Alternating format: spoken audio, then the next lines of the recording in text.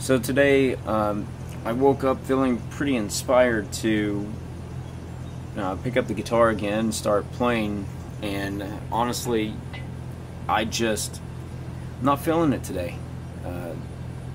You know, every time I play it just nothing sounds good to me, to my ears. Tone sounds off. I have, you know, my three main guitars out here with me. I'm playing, trying to get a good sound, and I'm just not feeling it. Not feeling it today. So on days like this, I try to get myself past the questioning of everything that I'm doing, the questioning of the sound that I'm getting, and I try to just play something as basic as technical exercises, just four-finger technique-based things, or maybe even holding out single notes and doing some sort of an alternate picking, just to get my mind into a place where I'm more happy with the sound that I'm getting. But yeah, today is just one of those days where I really don't want to play the guitar. Hey guys, and welcome to my third vlog. In today's vlog, what I want to talk about is what I think you know, got me to where I am, and some thoughts about talent, and what I feel also is one of my biggest weaknesses. To start off though, I wanted to say that I'm grateful for the responses I'm getting to the vlogs that have already been published on YouTube, as well as the Technique Tuesday videos. If you guys have any suggestions of topics you would like for me to discuss, feel free to leave a comment or send me a message. That way I know what things that you guys are interested in, because I'd love to talk about various topics. So, you know, as far as the topic of talent, I hear it used so often. People talk about fellow musicians being talented, or people come up to me after a performance and say, "Oh, you're so talented." I think that there is a certain amount of talent that does exist, and I don't really take that into consideration though too much, as far as just in my day-to-day thoughts. You know, I think in my case, there were some things that came kind of easy for me with music. I started off with the trumpet as opposed to the guitar, and you know, I think that a lot of us as kids sometimes don't practice. Things still came to me pretty easy, and I always felt like I could relate to music fairly easy. I didn't have any other family members that pursued music, so you know, maybe there's a hint of talent in there. But to me, the reason that I think that I got to the point of you know, to the point of where I am now is based on the obsession that I had with the instrument. I was obsessed with the guitar. I was obsessed with music. So for me, I think it's more of the obsession. So as far as, you know, the bigger picture, obsession, I think, has gotten me to where I am right now. That could be a very positive thing. Now, here is the weakness. Obsession. I have become so obsessed with guitar and music that at times it has managed to, it is so ingrained into me, it is something that is constantly on my mind to where it overrides so many other things. And that obsession also can take me into pretty dark areas. And to get more personal, what's going on, over the last couple weeks, you know, I really hit some lows in my thinking, and I'm so obsessed with the music, the playing the instrument, that it can really, at least in my case, take me into some areas that feel pretty dark when things are not going so well. You know, as most of, if you're a musician, if you're doing this as a career, if you're pursuing this pretty serious, we all put in a lot of time. We all work really hard at it. I've put in a lot of time, and I really try to push things out there. And sometimes it just flops. And you know, I know that that's common. You know, I got pretty thick skin. I can handle that.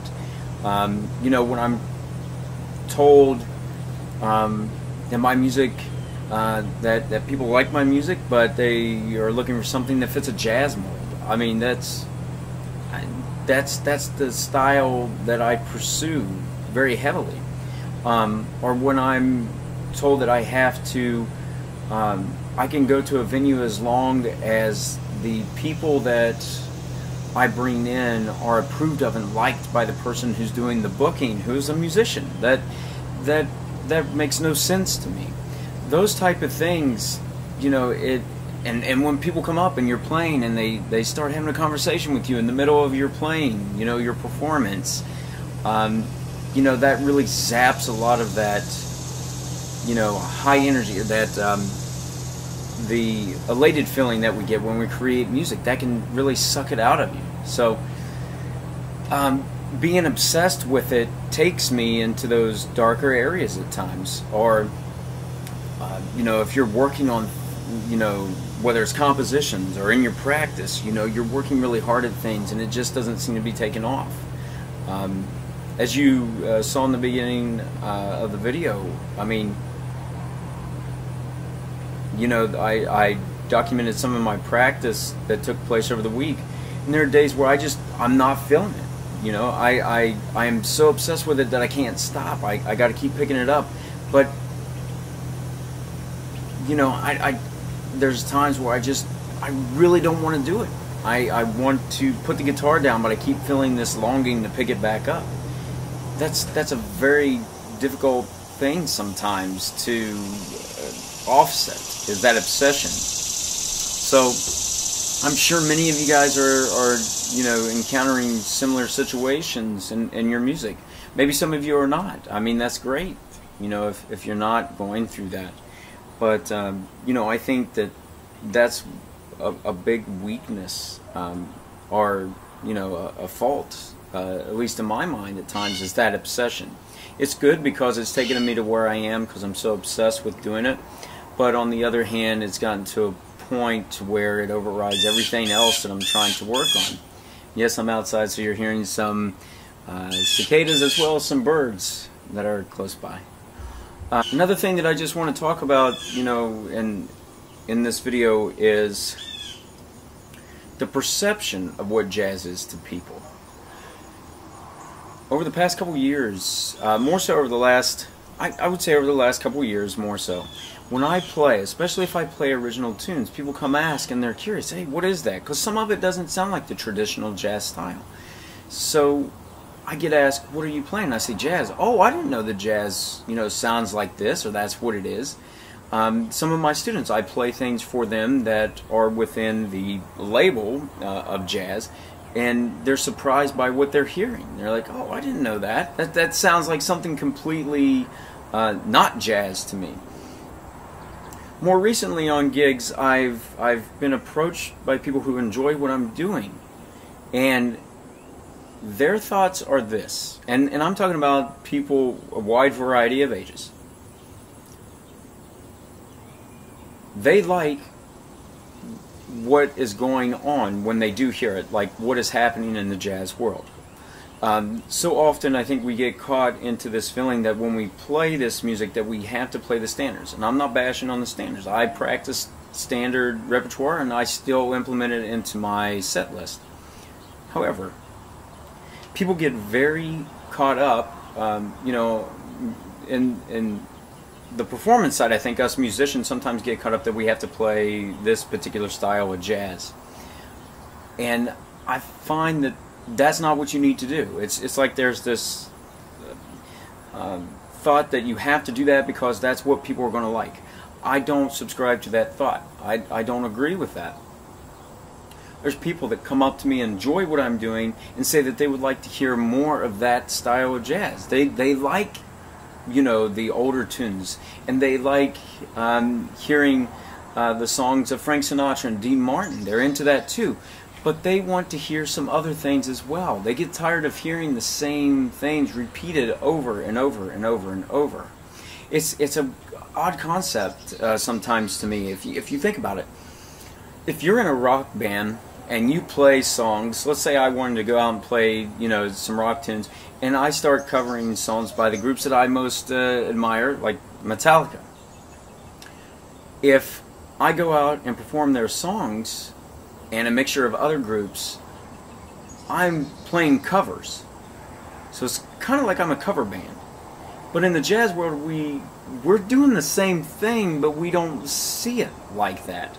Of course, we have our interpretations of the tunes, but you're still playing other people's tunes. And it throws me off sometimes that I don't think that that's perceived so much, that we are covering people's songs. And it's great to keep those songs alive, but we can take it other places. We can expand. There are groups, there are people who are doing this, and I think that we really need to get involved in that. I'm not saying that we have to simplify the approach that we're taking. I don't think we have to dumb down the music, but I think that we need to continue to grow and push forward into incorporating what's happening now with the past, and just keep expanding on that.